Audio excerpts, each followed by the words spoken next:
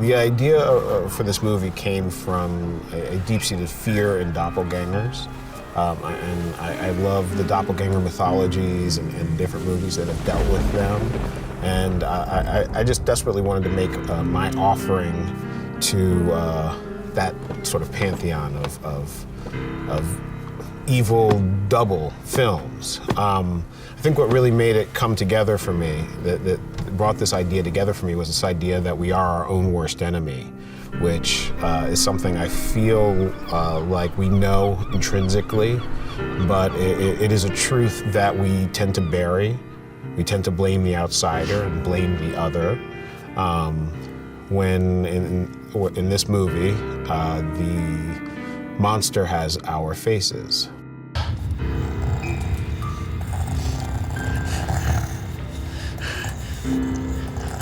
What?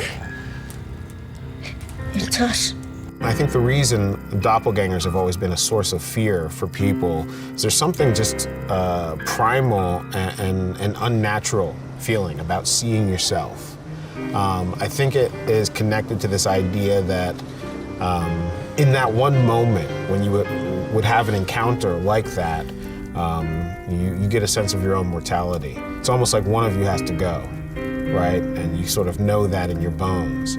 Throughout mythology, doppelgangers are often represent bad omens or a foreshadowing of one's death. So I just wanted to sort of pinpoint and work off of that just extremely primal fear. It's a ride. You know, I love making films that are both terrifying but also fun. And so that's really what I'm going for here. It's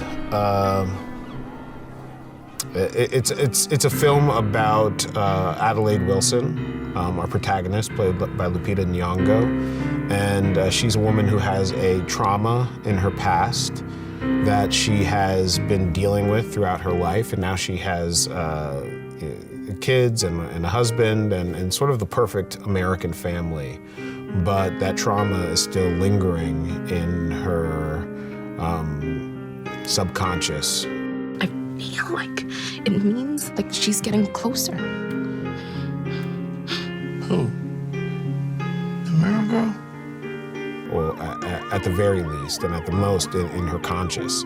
So as she sort of comes back with her family to the house she grew up in, which is now their summer house, she is returning to the location of her original trauma, and she starts to sense that something is wrong. That nightmare she had so many years ago is coming back. Santa Cruz has just a real fun vibe on the amusement park and the boardwalk there. And I love the idea of subverting really idyllic locations. I love giving the audience a vacation in the middle of the horror, if I can. I also felt like this sort of West Coast beach vibe reminded me of one of my favorite directors, Hitchcock, of course, with The Birds and Vertigo, which in its essence is a doppelganger tale as well. So I kind of wanted to explore the Hitchcock country. God help! Jesus! Okay, we lost power. Go back to bed. There's a family in our driveway. When Lupita throws herself into the emotion like no one I've ever really worked with. She's so committed, so thorough in how she prepares for a role, and with this opportunity to play two roles, she really rose to the challenge, and it was crazy. Adelaide, the protagonist, the matriarch, I think is a character that really centers the audience and gives us an emotional connection with someone throughout this movie. When Lupita was playing Red, something entirely different happened. She would walk into the room and you could just feel it sort of ice over. She has this amazing anticipatory presence in that character, and you just know within moments of meeting her that she holds all the cards. Winston Duke plays Gabe Wilson, Adelaide's husband. He's a very fun, charismatic character. He, you know,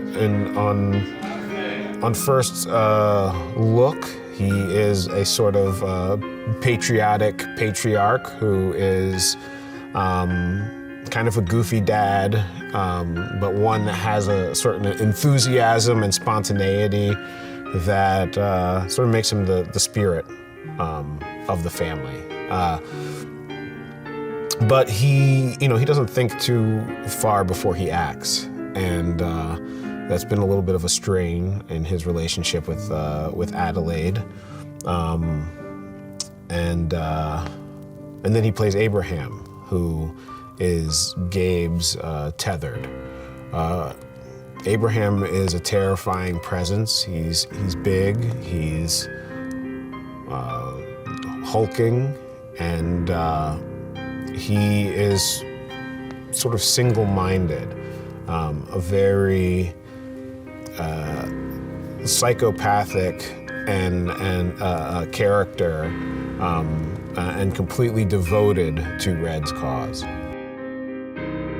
Elizabeth Moss plays Kitty Tyler, and she does amazing things in this film. She really acts some pretty brilliant feats. You know, the most wonderful thing about working with Lizzie from a directing standpoint is you can experiment. She's such a refined,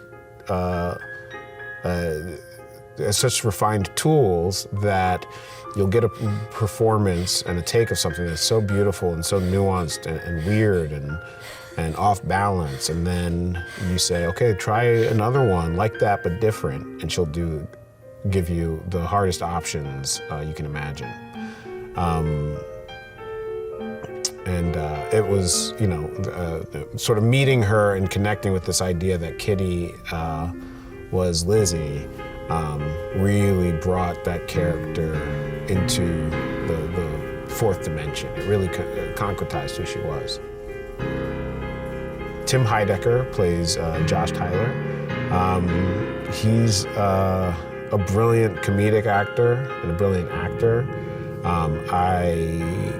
You know, with him and Lizzie, as I was writing, I was picturing these performers, and he has this perfect ability to be both lovable and douchey at the same time. Something that few people can pull off, but he's got it, and he can dial it either way. If you say, "Give me more lovable," he can do that. Say, "Give me more douchey," he can do that. So amazing working with somebody with that sort of intrinsic comedic timing, and somebody who could really improvise a lot and play and find some things too. The Scissors are you know, I think an iconic piece of horror imagery that has been used in other films, but I felt like I wanted to sort of honor that weapon in the best way I could with this film and make it the sort of central image. There's a duality to scissors, both literally and physically. You know, they're a whole made up of two parts, but also they lie in this territory between the mundane and the absolutely terrifying.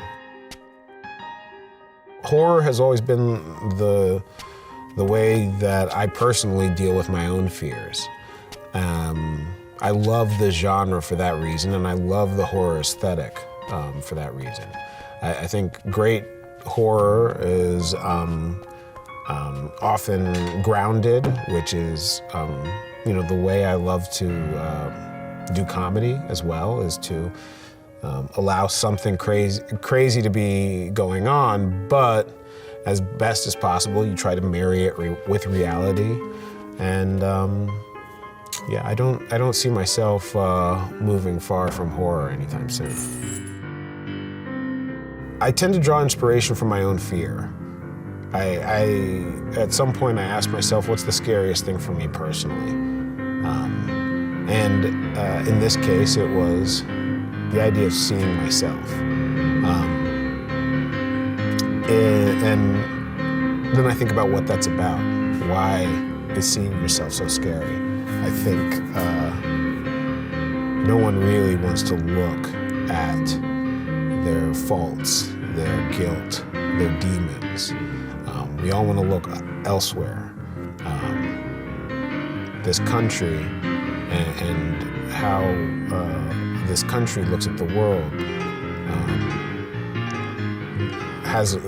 we have a fear of the outsider, a fear of everything from terrorism to immigration, you know, the very thing this country is founded on. And the thing that we do not face often enough is our part in what's wrong with the world.